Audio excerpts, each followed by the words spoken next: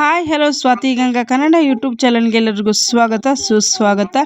ಇವತ್ತಿನ ವಿಡಿಯೋದಲ್ಲಿ ತಾಯಿಯ ಒಂದು ವಾರಾಹಿ ಅಮ್ಮನ ಆಶೀರ್ವಾದ ಪ್ರತಿಯೊಬ್ಬರು ಮನೆಗೂ ಸಿಗಲು ಅಂಥೇಳಿ ನಾನು ಆ ತಾಯಿಯ ಪಾದಗಳಿಗೆ ಕೇಳ್ಕೊಳ್ತೀನಿ. ಇವತ್ತು ತುಂಬ ಅಂದರೆ ತುಂಬ ವಿಶೇಷ. ಯಾಕಂತಂದರೆ ಈ ಒಂದು ಮಂತ್ರನೇ ವಿಶೇಷ ಅಂತಲೇ ಹೇಳ್ಬಹುದು. ನಿಮಗೆ ತಾಯಿ ಈ ಒಂದು ಮಂತ್ರವನ್ನು ಹೇಳ್ಕೊಳ್ಳೋದ್ರಿಂದ ತಾಯಿಯ ಒಂದು ಅಭಯ ಅನ್ನೋವಂಥದ್ದು ಆಗುತ್ತೆ, ತಾಯಿಯ ಆಶೀರ್ವಾದ ಅನ್ನೋವಂಥದ್ದು ಸಿಗುತ್ತೆ. ತಾಯಿ ಸದಾಕಾಲ ನಿಮ್ಮ ಜೊತೆಯಲ್ಲಿ ಇದ್ದು ನಿಮ್ಮ ಕಷ್ಟ ಕಾರ್ಪಣ್ಯಗಳು, ನಿಮ್ಮದೇನೇ ಒಂದು ದಾಂಪತ್ಯದಲ್ಲಿ ಬಿರುಕಿರ್ಬೋದು, ಮಕ್ಕಳ ಮಧ್ಯ ಮನಸ್ತಾಪ ಭಿನ್ನಾಭಿಪ್ರಾಯಗಳು ಎಲ್ಲ ಒಂದು ಹೋಗ್ಬಿಟ್ಟು ನೀವು ಹೊಂದಾಣಿಕೆ ಜೀವನವನ್ನು ಸಾಗಿಸ್ತೀರಿ ಅಂತಲೇ ಹೇಳಬಹುದು. ಮತ್ತು ಇನ್ನೊಂದೇನಪ್ಪ ಅಂದರೆ ತುಂಬ ಜನಕ್ಕೆ ಆಚೆ ಕಡೆ ಹೋದ್ರೂ ನೆಮ್ಮದಿ ಇರೋಲ್ಲ, ಮನೆಗೆ ಬಂದರೂ ಕೂಡ ನೆಮ್ಮದಿ ಇರೋದಿಲ್ಲ. ಯಾಕಂತಂದರೆ ಅವರು ಇಲ್ಲ ಕೆಲಸದ ಹತ್ರ ಕಿರಿಕಿರಿ ಆಗ್ತಾ ಇರುತ್ತೆ, ಮನೆಗೆ ಬಂದರೆ ಮನೆಯಲ್ಲಿ ಅವ್ರಿಗೆ ನೆಮ್ಮದಿ ಅನ್ನೋವಂಥದ್ದು ಇರ್ತಾ ಇರೋದಿಲ್ಲ. ಹಾಗಾಗಿ ಈ ಒಂದು ಮಂತ್ರವನ್ನು ಹೇಳ್ಕೊಳ್ಳಿ. ಫಸ್ಟು ನೀವು ನಂಬಿಕೆಯನ್ನು ಇಡಬೇಕು. ನಂಬಿಕೆ ಇಟ್ಟು ಈ ಮಂತ್ರವನ್ನು ಹೇಳ್ಕೊಳ್ಳಿ. ಖಂಡಿತವಾಗ್ಲೂ ಆ ವಾರಾಹಿ ಆಶೀರ್ವಾದದಿಂದ ನಿಮಗೆ ಕ್ರಮೇಣವಾಗಾದ್ರೂ ನಿಮ್ಮಲ್ಲಿ ಇರೋವಂಥ ಒಂದು ಸಮಸ್ಯೆ ಆಗಿರ್ಬೋದು, ಗೊಂದಲಗಳಾಗಿರ್ಬೋದು ದೂರ ಅನ್ನೋವಂಥದ್ದಾಗುತ್ತೆ.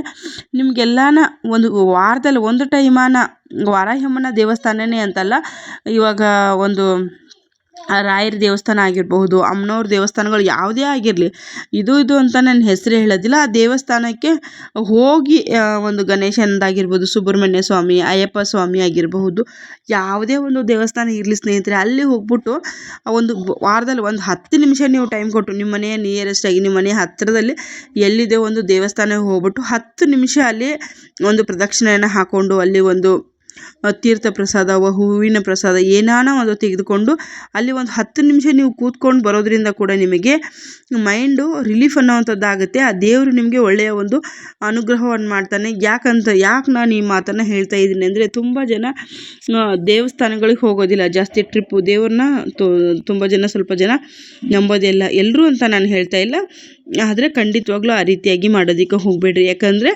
ಇವಾಗ ನಮಗೆ ದೇವರು ಅನ್ನುವಂಥದ್ದು ತುಂಬ ಅಂದರೆ ತುಂಬ ಮುಖ್ಯ. ಯಾಕಂದರೆ ನಾವು ದೇವರನ್ನು ನಂಬಿದ್ರೆ ಯಾವುದೇ ಕಾರಣಕ್ಕೂ ಕೂಡ ದೇವರು ನಮ್ಮನ್ನು ಕೈ ಬಿಡೋದಿಲ್ಲ. ದೇವರು ನಮಗೆ ಪ್ರತ್ಯಕ್ಷವಾಗಿಯೂ ಕಾಣಿಲ್ಲ ಅಂದರೂ ಪರೋಕ್ಷವಾಗಾದರೂ ನಮಗೆ ಸಹಾಯವನ್ನು ಮಾಡ್ತಾ ಇರ್ತಾರೆ. ಯಾಕಂದರೆ ಬೇಕಿದ್ರೆ ನೀವು ಗೆಸ್ ಮಾಡ್ಕೊಳ್ಳಿ, ಖಂಡಿತವಾಗ್ಲೂ ನಿಮಗೆ ಎಷ್ಟೆಲ್ಲ ಒಂದು ಒಳ್ಳೆಯ ಅನುಕೂಲಗಳಾಗಿರುತ್ತೆ. ಹಾಗಾಗಿ ನಾನು ತಿಳಿಸ್ತಾ ಇದ್ದೀನಿ, ಖಂಡಿತವಾಗ್ಲೂ ಎಲ್ಲ ನಾವು ದೇವಸ್ಥಾನ ಇದ್ದರೆ ಹೋಗ್ಬಿಟ್ಟು ಬನ್ನಿ.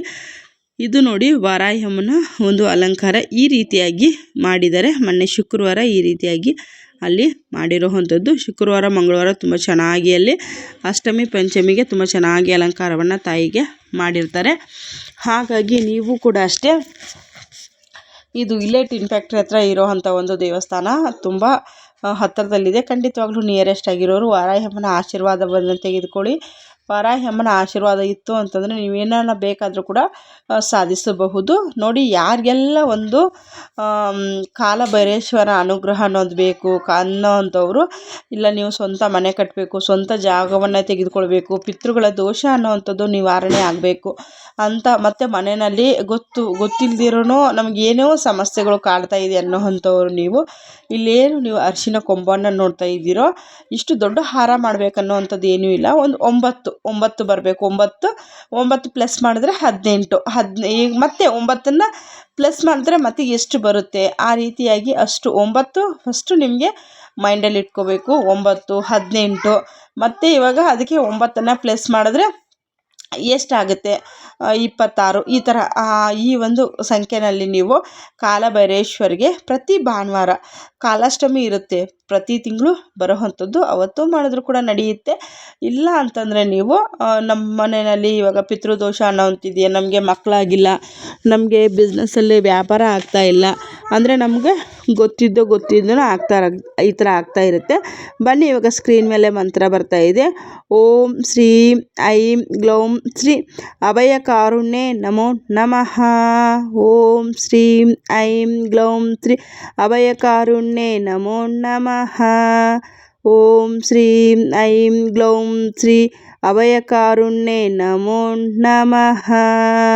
ಓಂ ವಾರಾಹಿ ವಾರಾಹಿ ವಾರಾಹಿ. ಈ ಥರ ನೀವು ತಾಯಿಯ ಒಂದು ಮಂತ್ರವನ್ನು ಹೇಳ್ಕೊಳ್ಳಿ. ಈ ಮಂತ್ರವನ್ನು ಎಷ್ಟು ಬಾರಿ ಹೇಳಬೇಕು, ಯಾವ ಕೆಲಸಕ್ಕೋಸ್ಕರ ಹೇಳಬೇಕು ಅನ್ನೋಂಥದ್ದು ತಿಳಿಸ್ತೀನಿ ನೋಡಿ. ಈ ಒಂದು ಮಂತ್ರವನ್ನು ರಾತ್ರಿ ಮಲಗೋದಕ್ಕೆ ಮುನ್ನ 3 ಬಾರಿ, 5 ಬಾರಿ, 9 ಬಾರಿ ನಿಮಗೆ ಅನುಕೂಲ ಹೆಂಗಿದೆ ಹಂಗೆ ಮಾಡ್ಕೊಳ್ಳಿ. ಮೊದಲಿಗೆ ನೀವು ಸ್ನಾನ ಮಾಡಬೇಕನ್ನುವಂಥದ್ದು ಏನೂ ಇರೋದಿಲ್ಲ. ಮಡಿ ಮೈಲಿಗೆ ಅಂತೂ ಮೊದಲೇ ಇಲ್ಲ. ಮನಸ್ಸಲ್ಲಿ ಹೇಳ್ಕೊಬೇಕಾಗಿರುವಂಥ ಮಂತ್ರ. ನಿಮಗೇನು ಕಿರಿಕಿರಿ ಆಗ್ತಾ ಇದೆಯೋ ಕೆಲಸದಲ್ಲೋ ದಾಂಪತ್ಯದಲ್ಲೋ ಅದನ್ನು ನೀವು ಗುಪ್ತವಾಗಿ ತಾಯಿಯಲ್ಲಿ ಕೇಳ್ಕೊಳ್ಬೇಕು. ಅಮ್ಮ ನಮ್ಮದು ನೀವು ನಿಮ್ಮ ಮನೇಲಿ ವಾರಾಹಿ ಫೋಟೋ ಇರಲಿ ಇಲ್ಲದೆ ಹೋಗಲಿ ತಲೆ ಕೆಡ್ಸ್ಕೊಳಕ್ಕೆ ಹೋಗಬೇಡ್ರಿ. ನೀವು ಸಂಜೆ ಊಟ ಎಲ್ಲ ಮಾಡಿ ಇನ್ನೇನು ಮಲ್ಕೊಳೋದಕ್ಕೆ ಹೋಗೋದಕ್ಕೆ ಮುಂಚೆ ಒಂದೆಲ್ಲೂ ಪ್ರಶಾಂತವಾಗಿರೋ ಜಾಗದಲ್ಲಿ ಅಮ್ಮ ವಾರಾಹಿ ಅಂತ ಕೇಳ್ಕೊಳ್ಳಿ. ತಾಯಿ ಎಲ್ಲೇ ಇದ್ದರೂ ಕೂಡ ನಿಮ್ಮ ಒಂದು ಕೋರಿಕೆಯನ್ನು ತಾಯಿ ಕೇಳಿಸ್ಕೊಳ್ತಾ ಇರ್ತಾರೆ. ಆ ಕೋರಿಕೆಯನ್ನು ನೀವು ತಾಯಿ ಮುಂದೆ ಇಡಿ. ನಿಮ್ದು ಏನು ಸಮಸ್ಯೆ ಆಗ್ತಾ ಇದೆ ಅಂಥೇಳಿ ತಾಯಿ ಮುಂದೆ ಇದ್ದು ಅದನ್ನು ನೀವು ಈ ಒಂದು ಮಂತ್ರವನ್ನು ಹೇಳ್ಕೊಳ್ಳಿ. ನಿಮ್ಗೆ ಎಷ್ಟು ದಿನದಲ್ಲಿ ನಿಮ್ಮ ಕೆಲಸ ಆಗಬೇಕನ್ನೋದನ್ನು ನೀವೇ ಸಂಕಲ್ಪವನ್ನು ಮಾಡ್ಕೊಳ್ಳಿ. ಒಂದು 5 ದಿನದಲ್ಲಿ ನಾನು ಮಂತ್ರ ಹೇಳ್ತೀನಮ್ಮ, 5 ದಿನದಲ್ಲಿ ಕೈಗೂಡಿಸ್ಕೊಡು, ಇಲ್ಲ 3 ದಿನದಲ್ಲಿ ಅಂತ ಈ ಥರ ಕೇಳ್ಕೊಳ್ಳಿ. ಇಲ್ಲ ಒಂದು 11 ದಿವಸ ನಿಮ್ಗೆ ಎಷ್ಟು ಬಾರಿ ಅನುಕೂಲ ಇದೆ. ನನಗೆ ಕೆಲಸ ದೊಡ್ಡದು ಇದೆಯಾ, ಚಿಕ್ಕದಿದೆಯಾ, ಸಣ್ಣ ಪುಟ್ಟ ಇದೆಯಾ, ಮನಸ್ಸಿಗೆ ನೆಮ್ಮದಿ ಬೇಕಾ, ನೀವು ಯಾವುದು ಸಂಬಂಧಪಟ್ಟಿದೆಯಾ ಅದನ್ನು ತಾಯಿ ಮುಂದೆ ಕೇಳ್ಕೊಂಡು ರಾತ್ರಿ ಮಲಗೋದಕ್ಕೆ ಮುನ್ನ ಖಂಡಿತವಾಗ್ಲೂ ಈ ಒಂದು ಮಂತ್ರವನ್ನು ಹೇಳ್ಕೊಳ್ಳಿ. ಯಾವುದೇ ಒಂದು ಗೊಂದಲ ಸಮಸ್ಯೆ ಹೇಳ್ಕೊಳ್ಳೋಕೆ ಇರೋದು ಇಲ್ಲ ಕೂಡ ಗುಪ್ತವಾಗಿ ಹೇಳ್ಕೊಳ್ಳಿ. ತಾಯಿ ಖಂಡಿತವಾಗ್ಲೂ ಅದಕ್ಕೆ ಒಂದು ಪರಿಹಾರವನ್ನು ಮಾಡಿ ನಿಮಗೆ ಒಳ್ಳೆಯದನ್ನು ಮಾಡ್ತಾರೆ. Thank you.